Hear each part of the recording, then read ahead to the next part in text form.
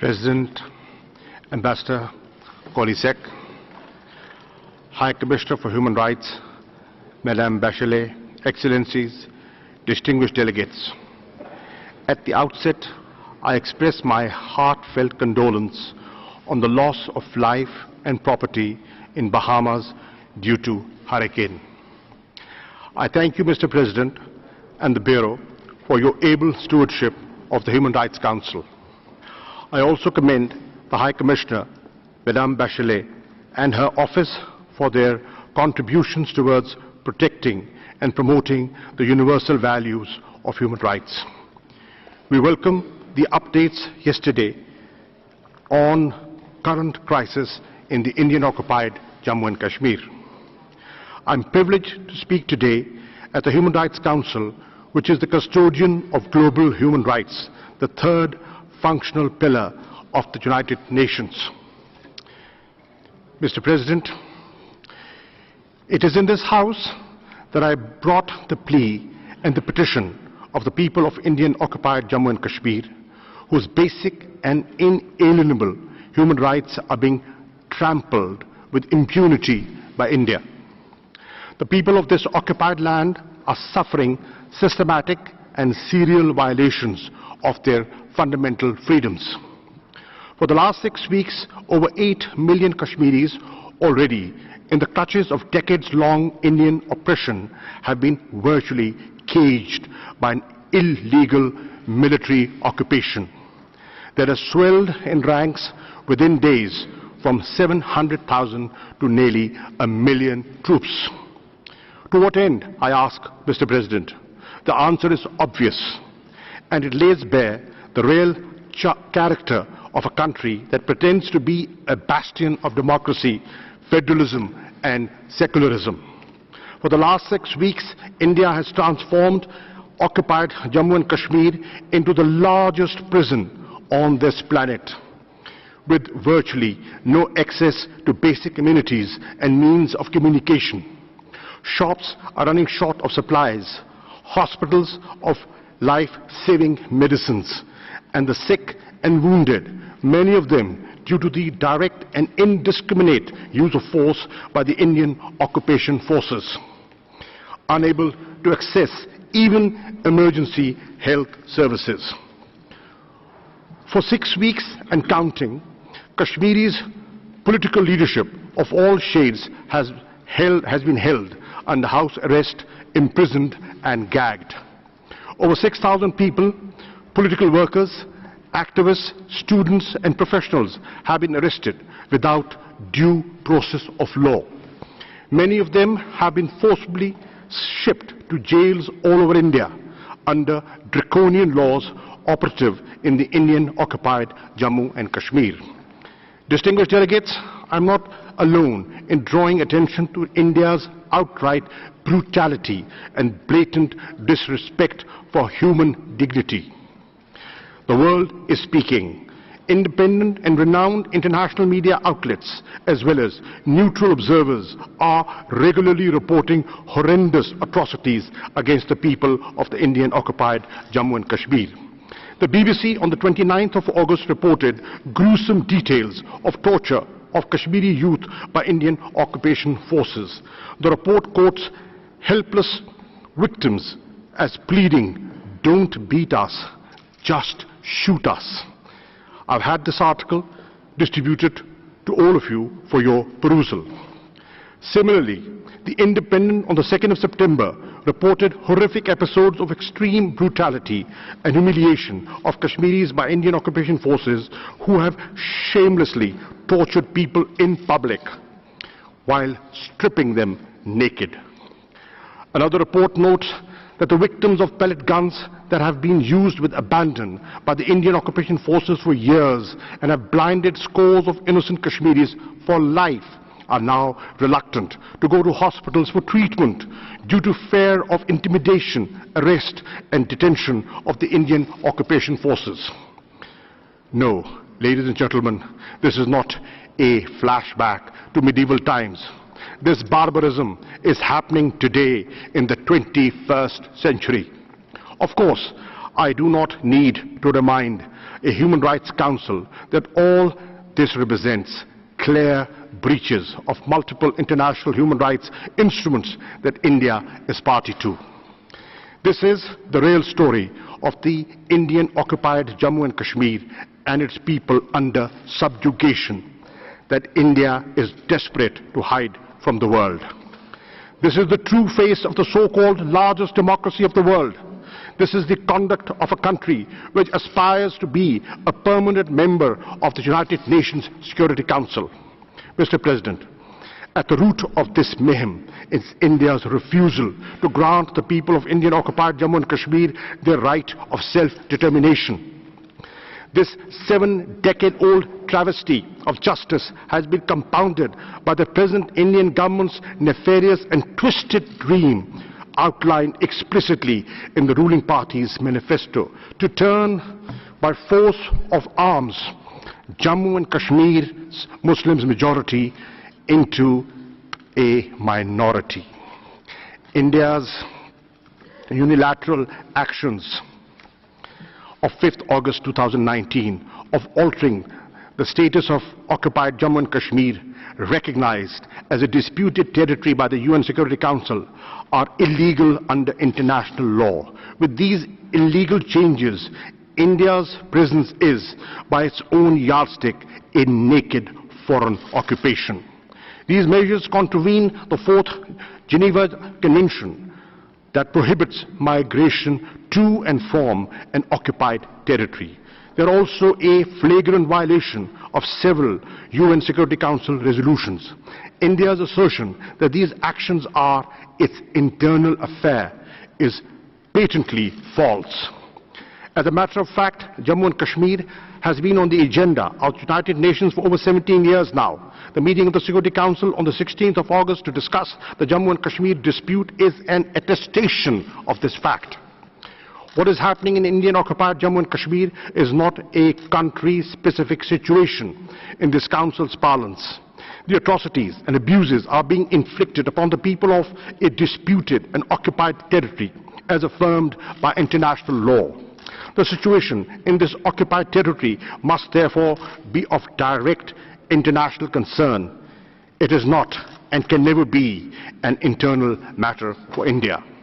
Excellencies, the forlorn, traumatized towns, mountains, plains and valleys of Indian-occupied Jammu and Kashmir reverberate today, and with the grim reminders of Rwanda, Srebrenica, and the Rohingya and the pogrom of Gujarat.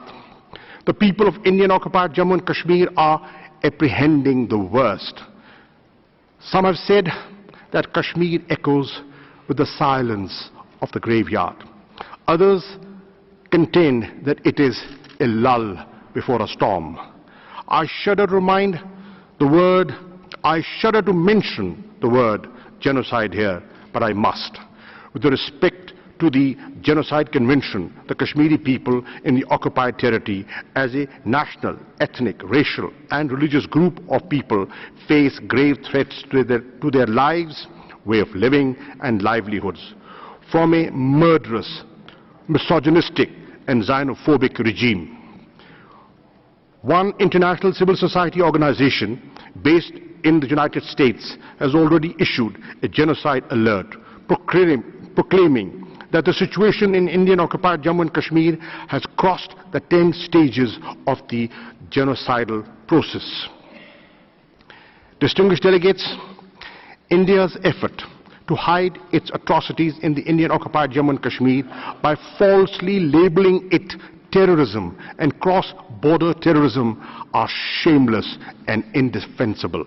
Pakistan has suggested a number of bilateral and multilateral mechanisms that would disprove India's self-serving claims.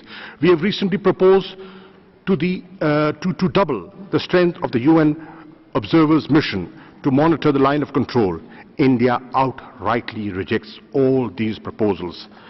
I have every fear that India will once again resort to false flag operations and the use of the bogey of terrorism as a red herring to divert international opinion, even attack Pakistan.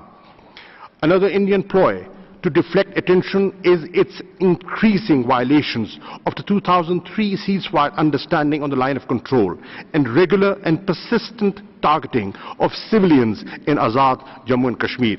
India has used cluster munitions and heavy artillery in flagrant disregard of fundamental norms of international humanitarian law. This must end immediately.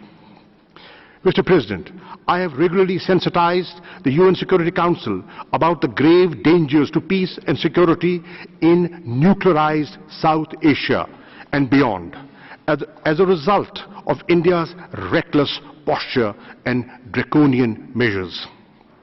We have welcomed consultations by Security Council members on the unfolding developments. While the Security Council is seized of peace and security dimensions of the Jammu and Kashmir dispute, the Human Rights Council must pay far greater and immediate attention to the human rights of the people of the Indian-occupied Jammu and Kashmir. In doing so, the Human Rights Council has, for its consideration, the two Kashmir reports issued by the Office of the United Nations High Commissioner for Human Rights in June 2018 and July 2019. Both reports make a clear recommendation to this Council to constitute an independent commission of inquiry to investigate and report human rights violations in Jammu and Kashmir. I reiterate from this platform Pakistan's endorsement of the recommendations of these reports. We urge focused discussions on the two reports in the Human Rights Council and a unanimous decision by this House to implement their recommendations made to India, Pakistan, and foremost to the Human Rights Council. If India has nothing to hide, it should allow unhindered access to the Commission of Inquiry as recommended by the UN High Commissioner. Pakistan stands ready to allow access to the proposed Commission of Inquiry or other mechanisms on our side of the line of control, together with similar access to Indian-occupied and Jammu and Kashmir. Mr. President, the Human Rights Council must pay heed to the plight of the Kashmiri people and address the warning signs of a looming catastrophe. For this, the Council should immediately take the following steps. 1. Urge India to immediately stop the use of pellet guns, end the bloodshed, lift the curfew, reverse the clampdown and communications blackout, restore fundamental freedoms and liberties, release political prisoners, stop targeting human rights defenders, and fulfill obligations under the United Nations Security Council resolutions and various human rights instruments as required by international law. India's draconian emergency laws in occupied Jammu and Kashmir cannot be allowed to stand. 2. Take these steps to bring justice to the perpetrators of human rights violations of the innocent Kashmiri people, and in this context constitute a commission of inquiry as recommended by the Office of the UN High Commissioner for Human Rights. 3. Authorize the Office of the High Commissioner and the Human Rights Council special procedures mandate holders to monitor and report on India's human rights violations in Indian-occupied Jammu and Kashmir and regularly update this Council. And fourthly, call upon India to allow unhindered access to human rights organizations and international media to the Indian-occupied Jammu and Kashmir. Excellencies, today I have knocked on the doors of the Human Rights Council, the repository of the world's conscience on human rights, to seek justice and respect for the people of the Indian-occupied Jammu and Kashmir. At stake is our collective humanity, the principles that we all subscribe to, and what makes us human. We must not let political, commercial, and parochial considerations cloud and impair our thoughts and actions. We must not allow this august body to be embarrassed on the world stage. As a founding member of this Council, Pakistan feels morally and ethically bound to prevent this from occurring. But to do so, we must not remain indifferent to the tragedy that is unfolding before our eyes. We must act decisively and with conviction.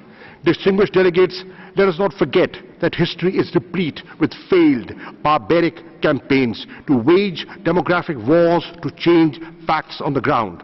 India's attempt must fail, but this inevitability must occur without allowing the illegal Indian occupation forces to spill any more innocent blood. For 7 decades, the people of Indian-occupied Jammu and Kashmir have awaited implementation of the United Nations Security Council resolutions prescribing a plebiscite to honor their right to self-determination. History would be a most unforgiving judge if we fail yet again the people of this illegally occupied territory in their moment of greatest peril. Mr. President, let the world not forget the disastrous legacy of appeasement and the great cost of it to Europe. I invite everyone here to join us as we rise for justice. I thank you, Mr. President.